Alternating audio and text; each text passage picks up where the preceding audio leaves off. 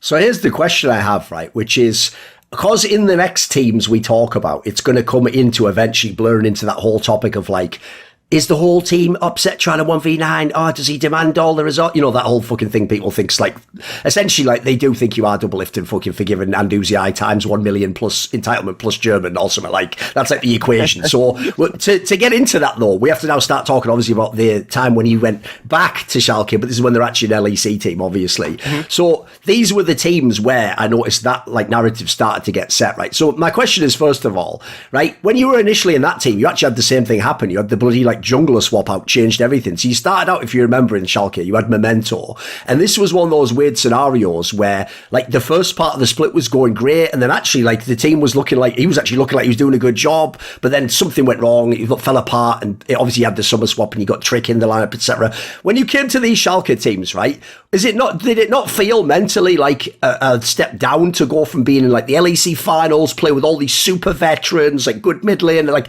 then you have to go and start playing again with like, look, some of these people are good players. Like if you look back now, the rosters aren't bad on paper, but at the time these were other people who like they'd been like kicked out of a team or they didn't get picked up to the top squad. These are kind of like the leftover pieces. Does it not feel like a bummer to go from like your first split, you hit nearly the top, and then you have to go back down a level?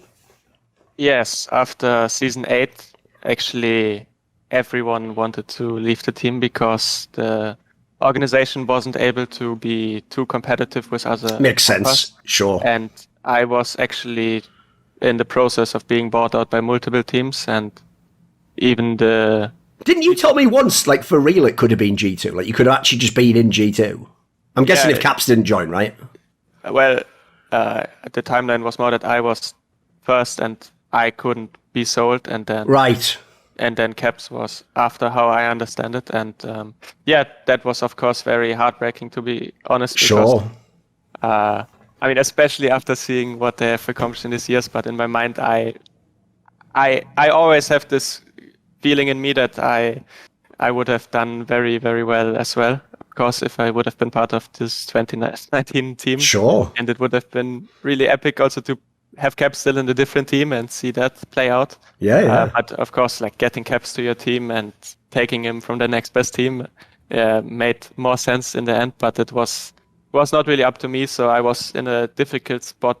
That sounds, it makes it even worse then, dude, because I'm saying it just purely from like what obviously happened in like what we know happened, which team you're at. It sounds even worse if you have your first ever year in LEC and then by the summer you're in the finals, like you're this close to going to Worlds, you play with all these great players, then you get an offer like, oh, you might be able to come and we'll make like a super team of all the greatest players. Oh, sorry, no, that's not happening now. You have to just go and join Schalke again. Like, see ya. Like, that sounds brutal.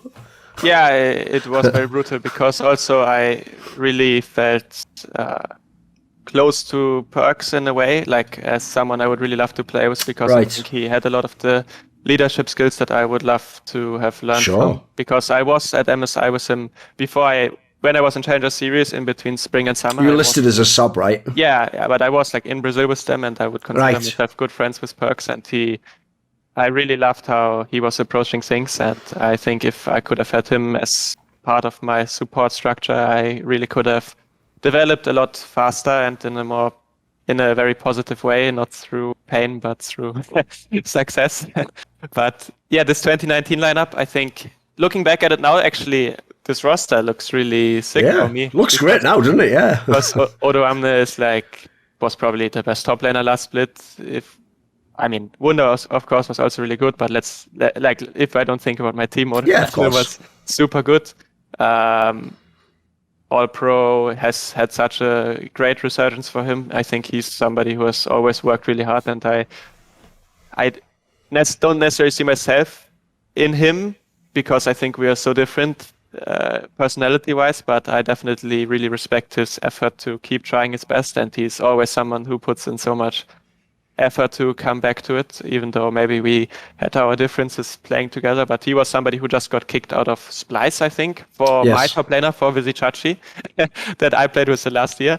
I think he was in a tough spot because it was also late in the season and we managed to pick him up. And then support I had Igna, who was, for me, very wildcard thing to get because, we didn't see him play for a year at this time, I think. It was not like he just came out of Misfits. Maybe it was after BBQ. I think it was after BBQ. Yeah, I think that's right. Yes, that's right. It was, yes. After him and Trick were in BBQ, yeah. But he actually turned out to be like, yeah, definitely one of my favorite supports I ever played with as well. Was he actually, as a player, like he appeared? Because if people don't know, when he went to NA, I saw like he would like banter flame people even though he's bloody Korean. And like, if you look at his playing style, he does just look like he just decides like, yeah, I'm off. He's just going off and just making a fucking play in the middle of nowhere. Like, is he really like that as a teammate? No, I would say Hilly is much more like that. Right, okay.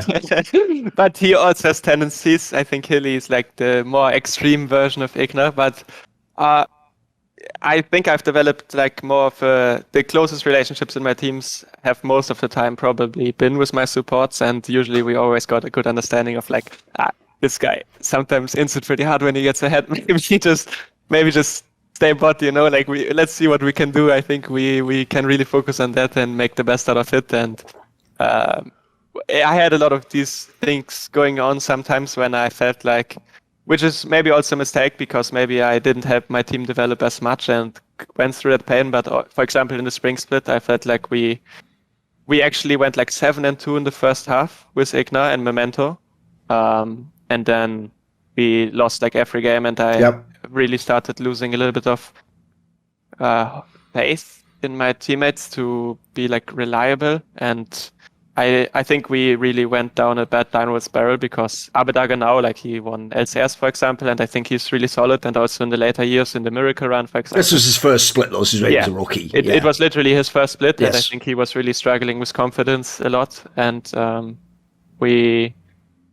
we also had Memento, who was not really a very reliable player, in my opinion. I think he brought like good positives, but that also gave us a lot of wins in the start, but this was also really a big thing later on that cost us a lot of games, and he also was struggling mentally a lot with that. And I think at the time I was probably not mature enough, and I was maybe thinking myself, like I was maybe feeling a little bit too sorry for myself and was too focused on myself instead of being the leader that my team needed and really building good relationships with my teammates and trying to give them like more confidence or make them feel like more at home and in that time. And I think a lot of people that play with me that are struggling, I think have often like some judgment on me because I am a very confident person myself, and I really say what I want, and I criticize people, and I try to do it in a good way, of course, but I think people that are like feeling insecure more about themselves can have problems with my personality, and it can make them feel worse about themselves because they feel not intimidated, but maybe you understand what I'm saying. I mean, it just feels awkward if someone calls you out sometimes, right? Want to see more cool, funny, interesting clips based on topics from my content? Well, subscribe to this channel then, or, be a pleb and don't.